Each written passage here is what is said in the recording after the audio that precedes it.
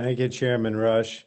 One of this committee's top priorities is taking action to address the climate crisis. In the last several months, we've held numerous legislative hearings on the Clean Future Act, our comprehensive and ambitious legislation to combat the climate crisis and to achieve 100% clean economy no later than 2050. And today, the Energy Subcommittee is focusing on decarbonizing the transportation sector through investments in electric vehicles and EV infrastructure. We'll be discussing a suite of provisions in the Clean Future Act that support electric vehicle infrastructure and domestic manufacturing of EV-related technology. And the subcommittee will also review legislation from Chairman Rush, Representative Clark, and Representative Dingell that are also included in the Clean Future Act. And I thank them for their leadership. Electrifying the transportation sector is critical to meeting our climate goals. This is particularly important since we'll be simultaneously working to decarbonize the power sector, which will result in EVs becoming even cleaner in the future. And it's expected that nearly 7 million electric vehicles will be sold per year by 2025. To ensure we're ready for this growing demand, we must invest in the necessary charging and manufacturing infrastructure so that consumers are able to reliably power their cars. Now, President Biden's American Jobs Plan invests heavily in EVs and infrastructure with a goal to build a network of 500,000 EV chargers by 2030. And the president's plan recognizes the important role of EVs in our economic recovery and growth and in our fight against climate change. The legislation we're discussing today is part of this larger effort with the president. At the same time, we must also guarantee the benefits of electric vehicles are available and accessible to all communities. Minority communities often have the most exposure to polluted air from gasoline and diesel-powered vehicles. Electric vehicle access can help provide cleaner transportation options in these environmental justice communities. Rural and underserved communities also stand to benefit from EV infrastructure deployment, as EV charging infrastructure can help support local economies. And I'm particularly excited to hear from Francis Energy today about its rollout of a statewide EV infrastructure network in Oklahoma.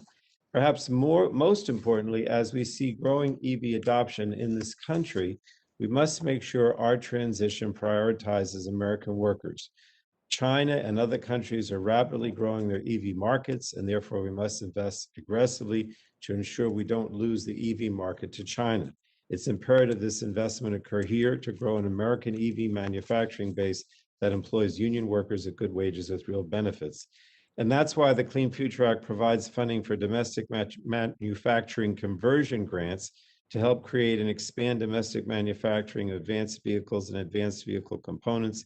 It also modernizes and expands the Department of Energy's Advanced Technology Vehicles Manufacturing Program, or ATVM. Now, I know Mr. Upton. I was listening to what he said, and he's right when he talks about foreign supply chains. He points out the role of critical minerals and the fact that many of these are produced now or mined in China and other countries. And so, as Democrats, Fred, I do want to say we believe we have to work together to find new, reliable, and responsible sources for these materials. And the Clean Future Act includes provisions that begin to address the extraction, reprocessing, and reuse of critical minerals. We can't be relying on China and other enemies for these materials.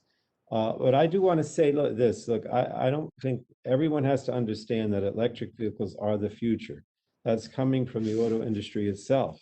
And therefore, we need to do everything we can to ensure America leads that future by making the necessary investments now.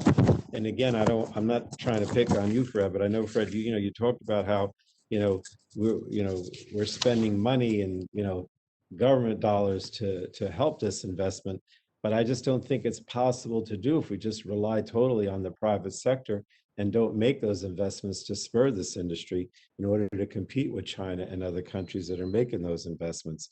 And therefore, we need to, with these bills, we're investing in innovation and helping give consumers the ability to choose between more than just gasoline or diesel. We have to ensure that our roads, our grid, and our workers are prepared for this important transition.